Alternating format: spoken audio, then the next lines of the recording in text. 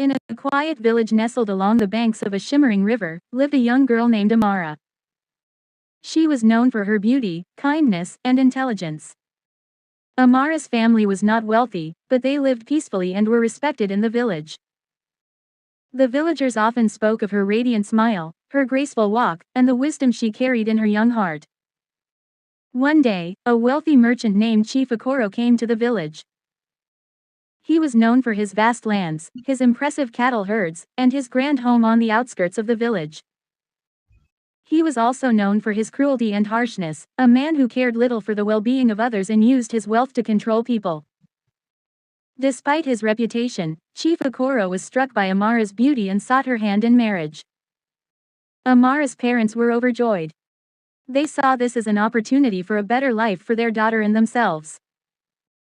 Chief Okoro promised them riches beyond their wildest dreams, and they believed that this marriage would bring prosperity to their family. One afternoon, as the sun began to set, Amara's parents called her into the hut. Amara, her father, Mazi, said with a gleam in his eye, "There is a man, a great man, who wishes to marry you. Chief Okoro. He is wealthy, and you will live a life of luxury." Amara's heart sank. She had heard stories of Chief Okoro's cruelty, how he treated his workers and even his previous wives.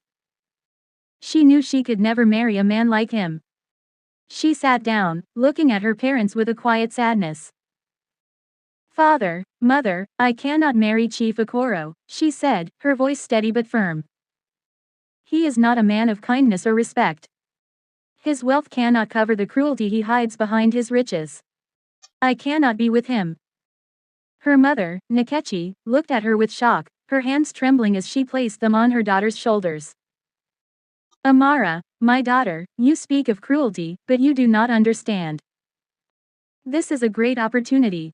Think of what we can have: land, cattle, and a life of ease. You must not turn this down." "But at what cost, mother?" Amara replied, standing up. "At the cost of my peace, my dignity. At the cost of my happiness. What is wealth if it comes with sorrow?" Her father's face hardened. "You do not know what you are saying, Amara. You are not in a position to reject such an offer. Do you think we can turn down the wealth of Chief Okoro? He is powerful, and we are nothing compared to him." "I will not marry him," Amara said softly, her heart heavy but resolute. "I would rather remain single than marry a man whose heart is full of anger and greed." The room fell silent. Amara's parents exchanged glances, and then her father spoke again, his voice sharp with anger.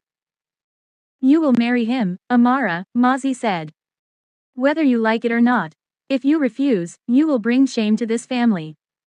You will not be welcome here anymore. We will not tolerate disobedience." Amara's heart broke. She could not understand why her parents, whom she loved so deeply, would choose wealth over her happiness. She stood up and walked toward the door, her voice trembling. "I cannot live a life without my soul. I choose my peace over wealth," she said, before walking out into the village, leaving her family behind. The days that followed were dark and painful for Amara. She went to the village market to find work, offering to help with whatever she could. She carried baskets, fetched water from the river, and helped the elderly in the village with chores. But despite her efforts, life was difficult. People whispered behind her back, telling stories of the rebellious daughter who had refused the wealth of Chief Okoro. One evening, as she sat by the river, reflecting on the painful events, she heard a voice behind her. "You made a wise decision, young one." Startled, Amara turned around to see an elderly woman sitting by the riverbank. Her face was lined with age, but her eyes were sharp and full of wisdom. "Who are you?" Amara asked, her curiosity piqued. "I am Mama Nia," the woman replied with a soft smile. "I've lived many years, seen many things. I know what it means to make a choice for the heart, even when the world tells you to follow a different path." Amara lowered her gaze, sadness overtaking her. "I made the wrong choice. My parents do not speak to me anymore. They cast me out of the house because I refused to marry Chief Okoro. My own flesh and blood turned against me. I have nothing now." Mama Nia reached out, placing a hand on Amara's. You are not alone, child. You have the strength of your ancestors inside of you. Your heart is pure, and your soul is unshakable. You must not let the opinions of others define you. You must walk your own path, even when it is the hardest. But I have nothing, Amara whispered. You have everything you need, Mama Nia said with conviction. You have your dignity, your heart, and your will. And those things will carry you through the toughest storms. As the days passed, Amara continued to work hard, earning the respect of the villagers through her kindness and diligence. Slowly, the whispers about her rebellion began to fade. She had become known not just as the girl who rejected wealth, but as the girl who stood firm in her values. One day, Chief Okoro returned to the village, his wealth and arrogance evident in his every step. He went straight to Amara's family's home, demanding to know why she had refused him. Amara's parents, although uneasy, agreed to speak with him. Amara, Chief Okoro said when she arrived, I see you have chosen to live a life of struggle. But remember, I offered you a life of ease and luxury. Do you still refuse me? Amara stood tall, her voice steady and strong. I refused you because I will not trade my soul for riches. I will not bow to cruelty for the sake of comfort. I am not a commodity to be bought. Chief Okoro's face reddened with anger. You will regret this, I will make sure of it. But Amara stood firm, unyielding.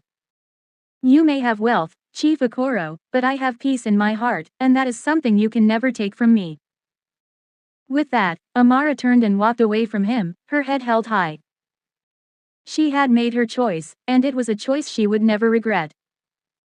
Years later, Amara became a beloved figure in the village, known for her wisdom and her strength. She married a humble farmer who loved and respected her, and together they built a peaceful life. Her parents, having seen the love and respect Amara received from those around her, came to understand that her rejection of Chief Okoro had been the right choice. They visited Amara one day, and her father, Mazi, looked at her with pride. You were right, Amara. I was blinded by wealth. But you chose your heart, and that is something no riches can ever replace. And from that day forward, Amara and her family were united again, with love and respect guiding their way. The villagers would often tell the story of Amara, the girl who chose peace over riches, and how her strength and wisdom saved her from a life of misery. And they would remember her words. True wealth lies not in what you have, but in who you are and the choices you make.